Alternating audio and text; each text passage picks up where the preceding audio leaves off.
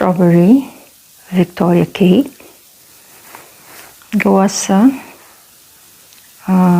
cake mix, 3 itlog, isang basong gatas, at 3/4 na mantika. So paghaluin lamang yun at isa lang sa oven. Pumili ka ng iyong molder. Then, pagkatapos, saka mo siya lagyan ng design. Ako lang nag-design nito.